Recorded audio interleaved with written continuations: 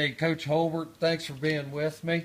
Just talked to Mr. Dugan about all his years along with Trimble football, and we were talking a lot about Coach Culver and the building blocks of the Trimble tradition as we see it today. And you played for Coach Culver, and later on came back to coach the Trimble Tomcats. But first off, if you could talk just a little bit about what it was like to play for Coach Culver in those formative years of, you were a player when this foundation that we're talking about being laid was laid. You were playing then. So if you could talk just a bit about that, we would appreciate it. Okay, well, first of all, Coach Culver was one of the most influential people in my life ever. And so I think he instilled a number of great foundations in this program and in many of the players. Work ethic, obviously. He demanded hard work, demanded that we do things the right way, that we do things fundamentally, and then just brought that toughness element that we had lacked previous to that for a few years in Trimble football. And so I think those were three big keys that he brought to Trimble football. And he instilled those, and they stayed when he left, when Coach Boland took over.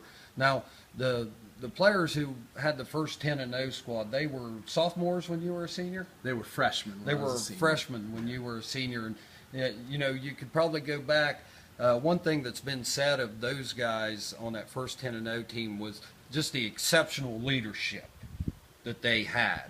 And that's one thing that stands out today when you look at this year's Trimble team and the Mohawk Mafia, is just that senior leadership that they have is just so good. Could you see that in those young guys when they were freshmen? Yes, you could. I mean, there was a large group of them. They worked hard. They stuck in there. They went against our class.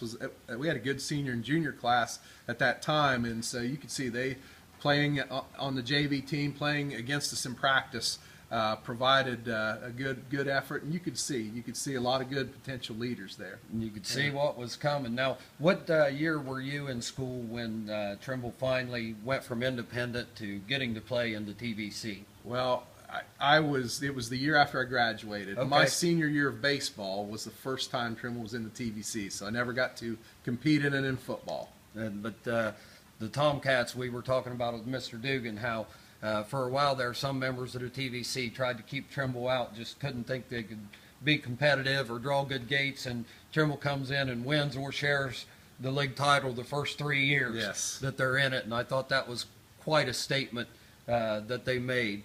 And you left after high school and went to college, and you were working up in Columbus, I believe, right, Olentangy. Yes. And after Coach Boland left, and Trimble had that great tradition going through the lower 80s, and then at the end of the 80s there almost, the tradition started taking just a little bit of a dip for a couple years, and you came in at the end of that and came back home to be the Trimble Tomcat head coach. And you come in, we'd went 3-7 the year before you got here, and you come in and started your mission to say, hey, Trimble football, this is not where we belong. We got to get back to the top. You want to talk a little bit about that?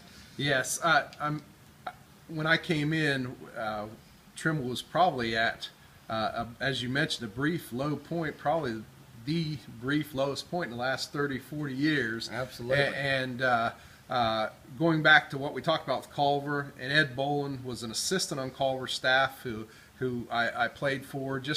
It was just reinstilling a lot of those values that were important. You played for me your senior year. Unfortunately, it'd been nice to have had you for a couple more years, but hard work, instilling values of hard work, toughness, doing things the right way, discipline, meeting expectations, and then developing leadership. And we had, some good leadership from you and a few of our seniors, but we just didn't have a lot of upperclassmen for a couple years there. So it took a few years to develop that leadership again. And by the time you were done there, we talked about the first 10-0 team in 1980, and you come back in and you start all these things that you're talking about. You learn from Coach Culver and Coach Boland and the discipline and instilling things in young men and being a positive influence, and you're able to take Trimble from that just a couple years, that little low tide we had going, and you was able to build that back up with some great young men on your on your teams there, and you get a 10-0 season in 1989. You want to talk a little bit about seeing that build up, and then that feeling of getting Trimble back on top at 10-0. One of the most special groups and special accomplishments I've been through in my life. We only had 20 players on the '89 team, but 11 of them were seniors, and many more were juniors. So it was a heavy upper class group with really good leadership, and it was a group that I think I hear it from this team. I hear it from these coaches now. Took things 1 week at a time. It was a group that played in the TVC that wasn't divided, so we had a lot of challenges week in and week out. I know a couple people said our defense that year, I think this year's, broke some of those defensive records, and one of the things that I've talked about with a few of them was they said, well, you seldom played backups. Well, we were seldom had a big advantage or big lead in a lot of games. We won a lot of close games that year, which I would say was a difference from both the '80 team and from this team, as they offensively blew some teams out, and we were involved in a lot of close games that we were able to win. But yeah, I was very, very proud of that group, and that was a great accomplishment at that time, and so looking back on it very fondly. Yeah, and that was a special time in Trimble Tomcat history. 1980, 1989, now 2013. The Tomcats get another 10-0 season. They don't stop there. They get it to 11-0. They get it to 12-0. They're playing in a regional championship this week against Slim Shady side up in Zanesville, and we're all excited. How many opportunities I know that you have? I was talking to Coach Mr. Dugan about his son and the influences that these Trimble coaches had on him, and he chose that football path, and he went down that football path, and he's now the head coach at Oak Hill and having some success. And your own son, Terry, he comes through the program, quarterback at Trimble. You come back home, and now Terry's chosen that football path too, and he's a head coach at Millersport. You want to talk a little bit about how Terry, I think it's pretty obvious how he got started down the football road, but if you just talk on that briefly, because we're proud of him. You know, he went out and he took that on, the lessons that he's learned, and he took that on to be a leader of young men and be an influence in their lives. There have been, looking back, several that played for me that are involved in coaching and leadership positions now, so you're really pleased about that. But yes, my son is now the head football coach at Millersport. It's big challenge. So he's in a situation with a program that hasn't succeeded really much ever, and so he's got to build the foundation. He's got to start a foundation. He's going to be Coach Culver in 1974 yes, or 73, whatever. He has to become Coach Culver, and hopefully he'll be able to do that. And in watching him being part of what he's doing right now, he's doing some good foundational things, but hopefully that will pay off for him in the next few years down the road. But in thinking of this year's Trimble team too, I'd just like to add, a number of those guys played for me, and then Phil, I played with Phil in high school, and just real pleased to see the success those guys have had. Yeah, absolutely. Coach Hardy played for yes, you. Yeah. Coach Richards played for you. Why don't you talk about the type of players they were for just a second, because I know they were great ones. Oh, yeah, and they embodied what we've been talking about here. I mean, Coach Hardy was one of the most improved players I coached from the time he began his high school career till he ended his high school career, and he didn't start. Talk about guys who get upset because they don't start early in their career. It was the middle of his junior year before he ever started, and he ended up first team all high his senior year as a defensive end. Rusty,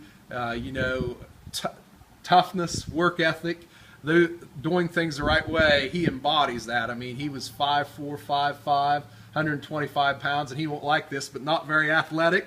And he still was an excellent quarterback, very tough, stood in there, took a hit, very confident, great leader. And then his senior year, I mean, he's first team All-Ohio, offensive MVP in the Tri-Valley Conference. So those are the type of guys that are now working with our young men. That's good to see. We have leading our young men now, and Coach Osborne, I think, probably played for you until his junior year, and then Coach Ferris came in? Yes, it was either his junior or senior year, but yeah, he played for me for a few years and played for Phil then a little bit after that. And again, Dennis was another one, embodied what we're talking about. Hard worker, loved the game, played with passion, and it's great to see his success now and him being a part of this. Yeah, and one more thing before I let you out of here. This great team, this great run that Trimble's been on, and we've talked about some of the records falling, the 1989 defense, and what a defense that was. And now the Mohawk Mafia has taken some of their records, but another record fell this year. And I just want to ask you, your brother Scott, he held the record for most receiving yards in a season since 1980. So that's a lot of years, and Austin Downs broke it this year. Was you crying when that happened, or did you give him a good laugh? No, I of course give him a good ribbing, no doubt. But I think he and I both were on the sidelines for the Bellsville game, and Downs. When you lose a record like our defense to this team or this current team, and watch the way they play with Jacob Coons and Connor Stanley and that group, you feel proud and for those guys. I mean, if you're going to lose a record, that's who you want to lose it to. And the same way with Downs, what a receiver he is. I mean, catches he's made the last few weeks in traffic, going up after the ball, and just making great plays. So you lose your record, you're going to lose it eventually, and if you lose it to people like that, you feel good about it. I don't feel bad about that at all. Well, he held it for a number of years, and I know that